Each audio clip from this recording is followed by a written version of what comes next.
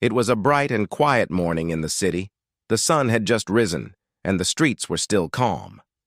Judge Vanessa Hill, a black woman in her early 40s, stepped out of her small but beautiful home.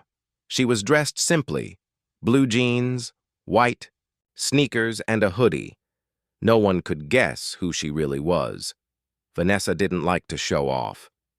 Even though she was one of the most respected judges in the city, she believed in staying humble. On her way to court each day, she always stopped at her favorite coffee shop just a few blocks from her house. As she walked down the street, she smiled at a young mother pushing a baby stroller and gave a friendly nod to the man selling newspapers. Everyone liked her, though most didn't know she was a judge. She preferred it that way. Outside the coffee shop, a homeless man sat on the sidewalk, holding a sign that read, "Need food, God bless."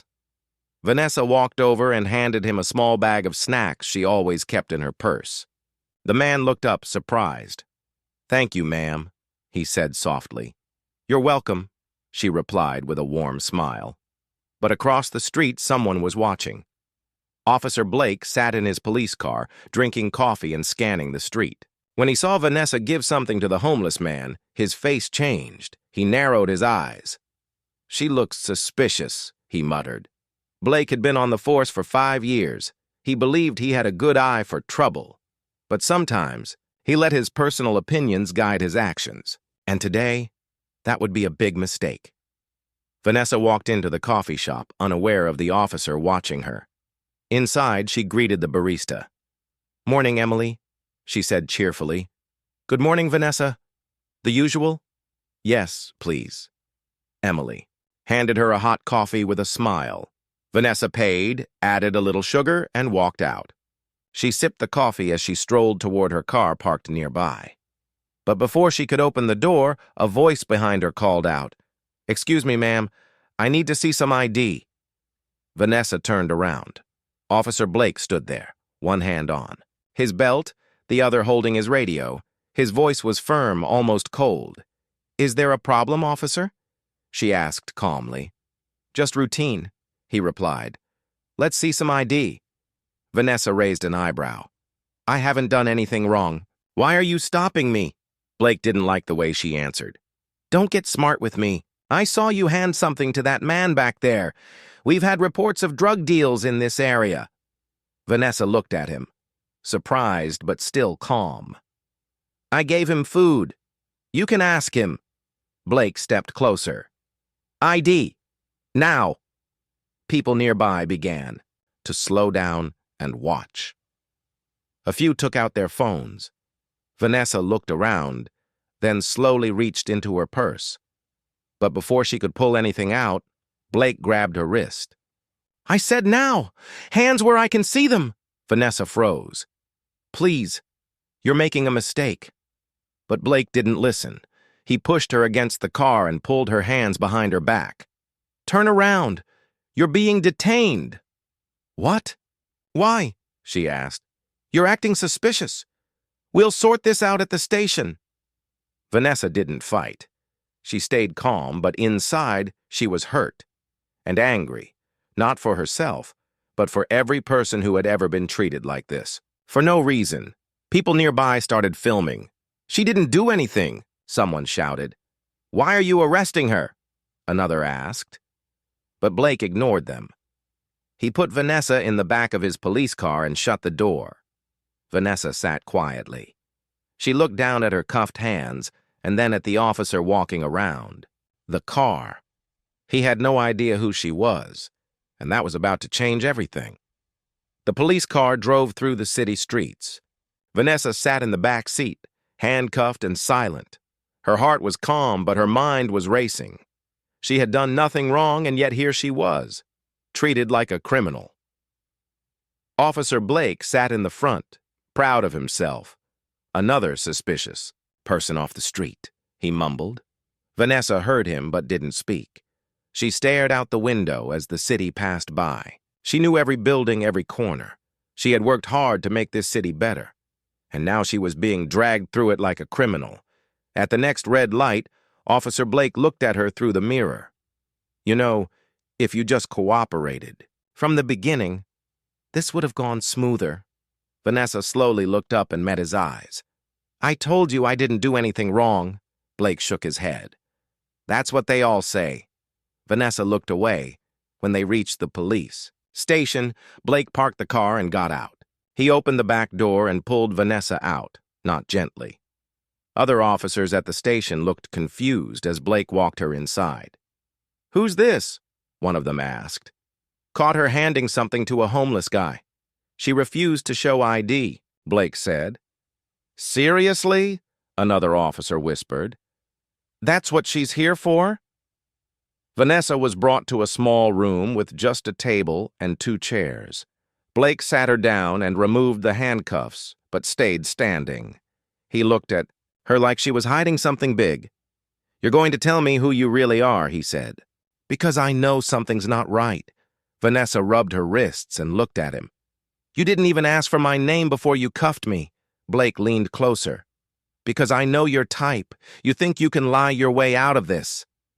Vanessa stayed quiet. She looked straight into his eyes. You don't know anything about me. For a moment, Blake didn't know what to say.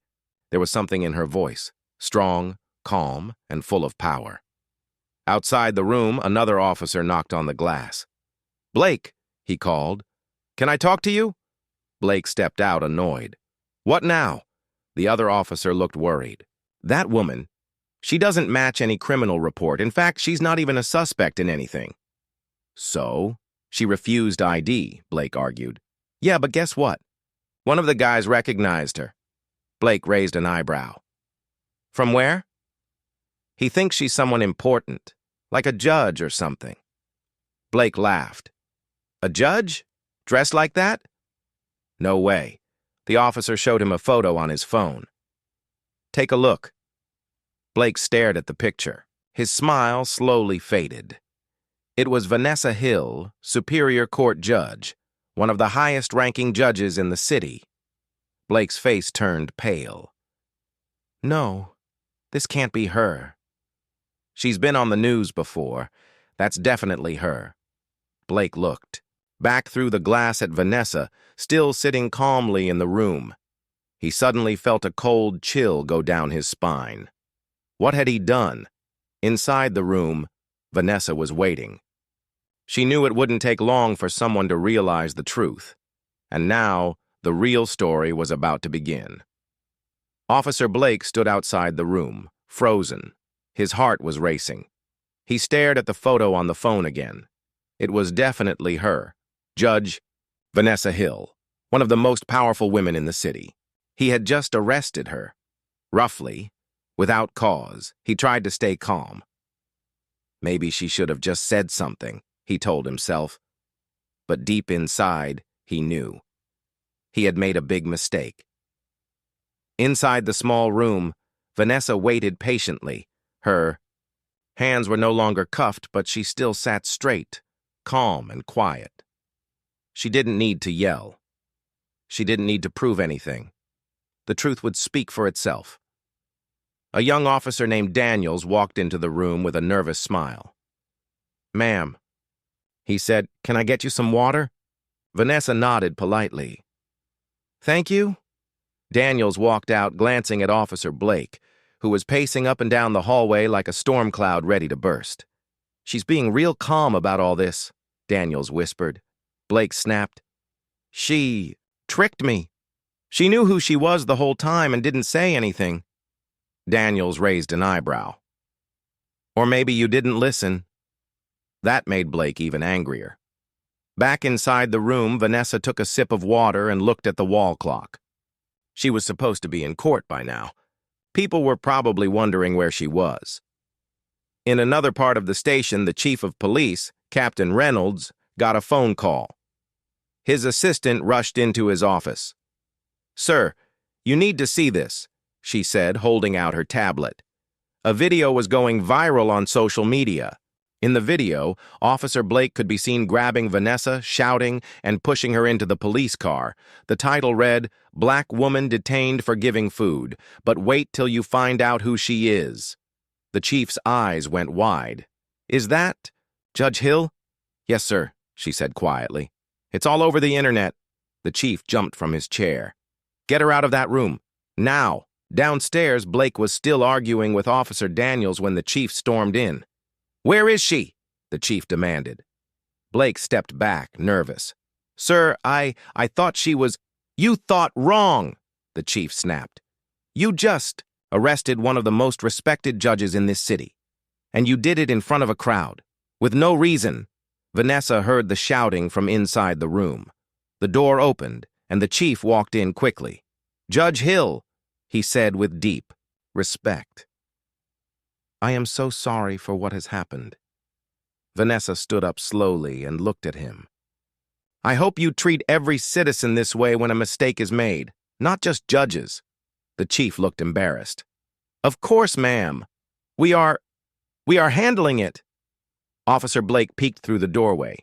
He looked like he had just seen a ghost. Vanessa finally turned to him. Her voice was still calm. You judged me the moment you saw me. You didn't ask. You assumed. You grabbed me without cause. You treated me like I didn't belong. Blake didn't speak. His mouth was dry.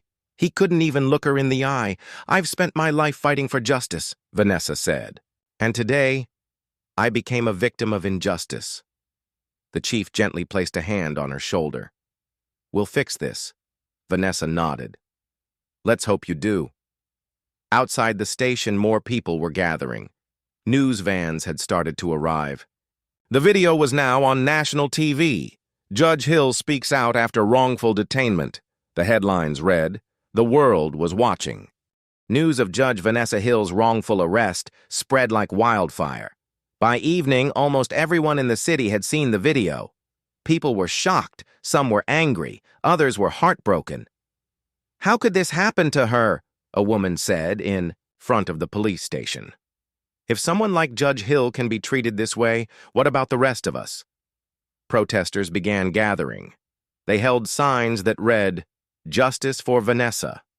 Stop judging by color. She is the law. Inside her home, Vanessa sat quietly in her living room. She watched the news on TV, but her face showed no emotion. Her phone buzzed again and again. Calls from news reporters, friends, and even politicians. She ignored most of them. She didn't want attention. She wanted change. At the police station, Chief Reynolds held a press conference. He stood before flashing cameras, trying to calm the storm. We deeply regret what happened, he said.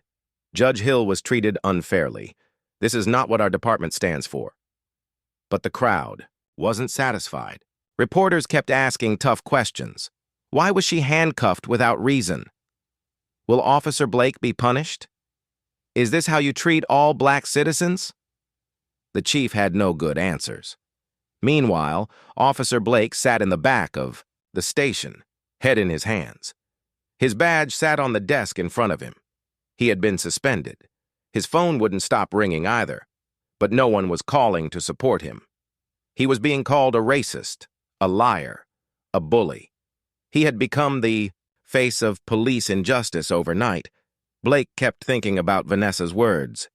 You judged me the moment you saw me. At home, Vanessa finally answered one call. It was from her friend, Michelle, a lawyer and civil rights leader. Vanessa, Michelle said, this is your moment. You can stay quiet or you can speak. The whole city is listening. I know, Vanessa replied softly. But I don't want revenge. I want respect. For everyone. Michelle nodded. Then let's do it right. Let's make this bigger than just you. That night, Vanessa made her first public statement. She stood on the front steps of City Hall, wearing a simple black dress, no makeup, and no bodyguards. The crowd went silent as she took the microphone. I was judged by the color of my skin, she said. I was treated like a threat, when all I did was show kindness to a man in need. People nodded and wiped their eyes. But this is not just my story. This is the story of many others who were not so lucky.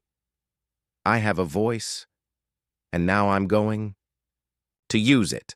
The crowd erupted in cheers. The next day, news of her speech was on every channel. Judge Hill speaks out. A call for justice. Schools played her video in classrooms. Churches talked about her in sermons. Even the mayor called her to apologize. But Vanessa didn't want apologies anymore. She wanted action. She wanted laws changed. She wanted officers trained better. She wanted justice to be equal for everyone. Meanwhile, Officer Blake was called into an emergency hearing. A special committee had been formed to review his actions. He walked into the courtroom with shaking hands, and there, sitting at the front, was Judge Vanessa Hill. She wasn't angry. She wasn't cruel. She was calm, professional, powerful, and she was ready. The courtroom was quiet. Not a sound could be heard. Everyone sat still as Judge Vanessa Hill entered and took her seat at the front. Her black robe flowed behind her. Her face was calm, but her eyes were sharp. This wasn't a criminal trial. It was a disciplinary hearing to decide if Officer Blake would face serious consequences for his actions. But to Blake, it felt like standing in front of a storm.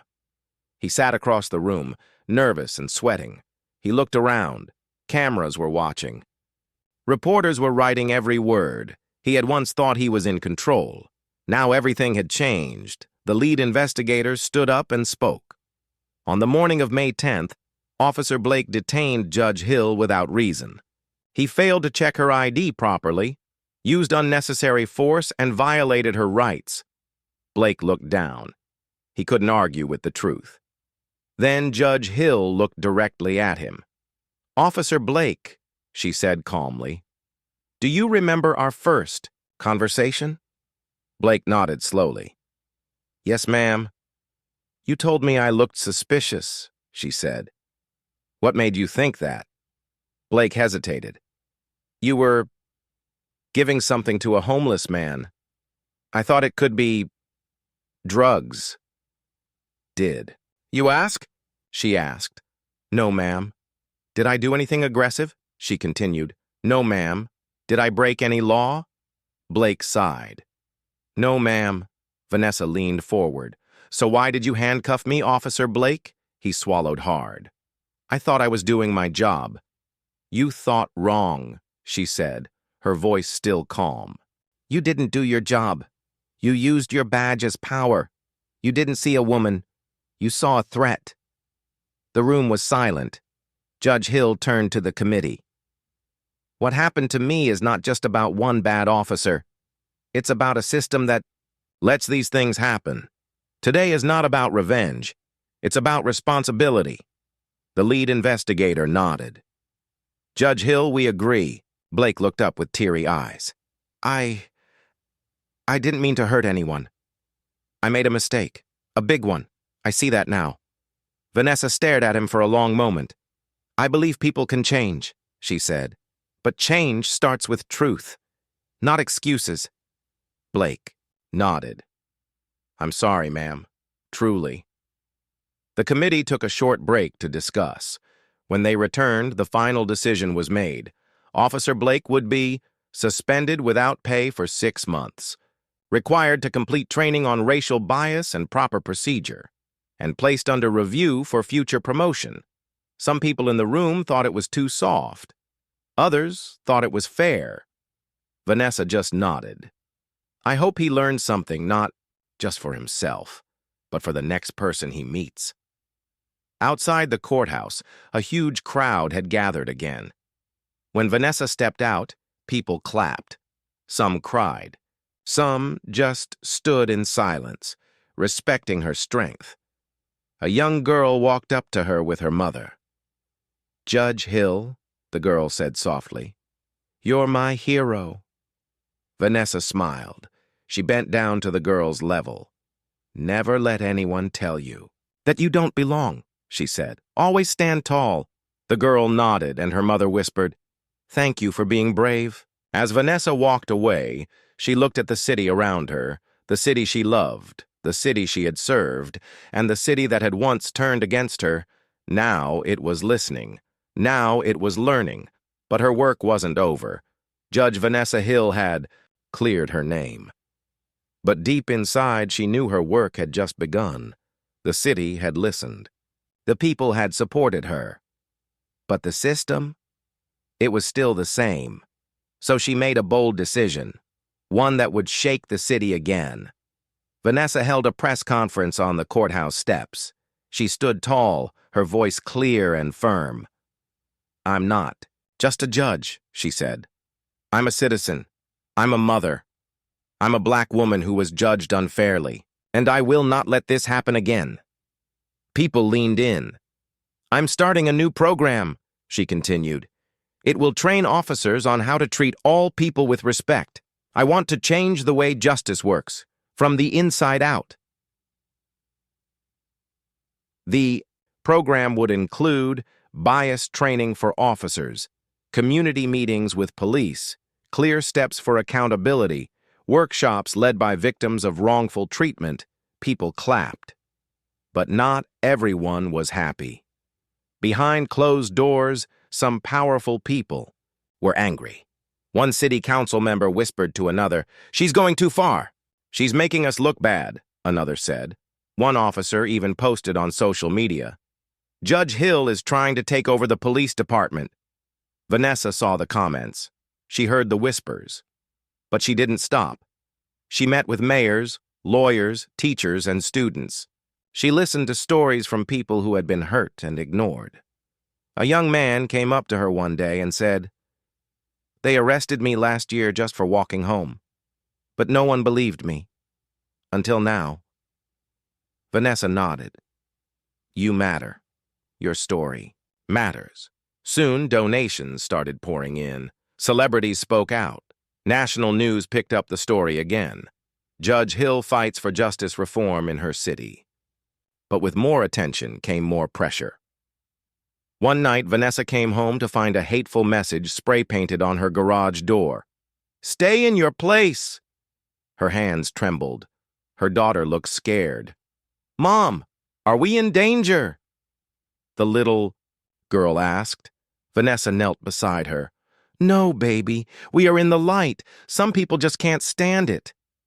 The next morning, she painted over the message herself. Neighbors joined her. One brought a bucket of blue paint.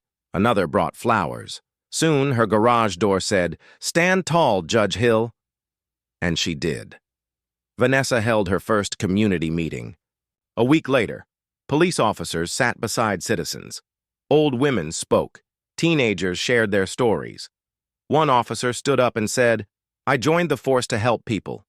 But now I see. Sometimes we hurt people without knowing. I want to do better." Vanessa smiled. That's where change begins. Officer Blake also came. Quiet, nervous. He waited until the end. Then he walked up to Vanessa. "Thank you for not destroying me," he said. Vanessa looked at him. "I didn't want to destroy you. I wanted you to wake up." He nodded. "I did." As the meeting ended, people stood and clapped. Not just for Vanessa, but for each other. For standing up. For speaking out. For coming together. Vanessa knew the road ahead was still long, but something had changed. People weren't afraid to speak now, and that was powerful. Judge Vanessa Hill sat alone in her office, staring at her phone. The governor had called. They wanted her to come to Washington. They wanted her to help change the justice system, not just in her city, but across the country. Vanessa felt a storm of emotions. She had spent her whole life fighting for fairness, and now the world was finally listening. She closed her eyes for a moment. She remembered the day she was handcuffed, the cold steel on her wrists, the way people stared at her like she was a criminal, and the way Officer Blake didn't even care who she was. But that day had changed everything, not just for her, for the whole city. She stood up, picked up her judge's robe, and folded it gently. Then she smiled. The next morning, the news broke. Judge Vanessa Hill accepts invitation to join National Justice Reform Council. People across the country cheered. Some cried. Some stood in silence, amazed by her strength. In her city, crowds gathered outside the courthouse. They held signs that said, "Justice for all." "Thank you, Judge Hill." She spoke. We listened. Even Officer Blake came to see her off. He looked different, more humble, more human. He shook her hand and said, "You helped me become a better man." "Thank you." Vanessa smiled. "I didn't just want change for me. I wanted it for you, too." At the airport, her daughter held her hand tightly. "Are we going to live in Washington now?" the little girl asked. Vanessa nodded. "For a while, yes. But no matter where we go, remember this. Your voice matters." The plane took off into the sky. Vanessa looked out the window. Below her was the city she loved, the city that once judged her, and then stood behind her. She wasn't leaving it behind. She was carrying it with her. Months later, Vanessa stood in front of Congress. She spoke with the same strength she had shown since day one. "We cannot call this a fair country," she said, "if people are judged by their skin before their actions. We need new laws, better training, and leaders who listen." The room was silent, and then loud applause filled the halls. Her words were powerful. Her presence was stronger than ever. Young women watched her on TV and whispered, "I want to be like her." Old men nodded and said, "She's the voice we needed." In time, new policies were created. Police training changed. More black women were appointed as judges. And across the nation, people started to believe that maybe, just maybe, justice was possible. Years passed, but one thing never changed: Vanessa Hill's heart. She returned to her city every few months. She walked the same streets. She visited schools. She hugged people who still remembered that one morning, the day everything changed. And every time someone asked how she did it, she smiled and said, "I didn't fight with anger. I fought with truth. And I never let fear stop me from standing tall." 10 years had passed. The world had changed in many ways. But in one small city, the change was truly visible. A young girl stood in front of a classroom. She wore a neat suit. Her voice was strong. "My name is Jasmine Hill," she said, "and today I begin my journey as the youngest law student in the state." The students clapped. Her mother watched proudly from the front row. Yes, Judge Vanessa Hill was there. She was older now, wiser, but her eyes still held the same fire, the same passion. She had retired from her seat in Washington, but her work had never stopped. In cities across the country, Vanessa's name was now a symbol of strength. Schools taught her story. Young girls wrote essays about her. Police departments used her training programs, and most of all, people remembered her as the judge who stood tall when it mattered most. Back at the school, Jasmine spoke again. "I was only 5 when my mom was wrongly arrested," she said. "I didn't understand it then, but I understand it now." She looked at the class. She didn't just change her own life, she changed mine, and she changed the world. Vanessa wiped a tear from her eye. Later that night, as they walked home together, Jasmine looked at her mother. "Do you ever miss it? The courtroom? The speeches? The crowd?" Vanessa smiled. "Sometimes. But the most important part of my journey wasn't the fame or the cameras. It was watching people finally believe they deserved justice." Jasmine nodded. "I want to fight like you did, Mom," she said softly. "But I also want to build something new." Vanessa paused. "Then go further than I ever did," she said. "Don't just fight the system, create a better one." The stars twinkled above them. The streets were quiet, but inside their hearts there was a fire that never stopped burning. Across the country, one courthouse had been renamed the Vanessa Hill Justice Center. In front of it stood a statue. It showed a woman in a judge's robe, holding a book in one hand and holding out the other, offering justice, not just to the rich or powerful, but to everyone. Underneath it, words were carved. She stood for truth when the world looked away.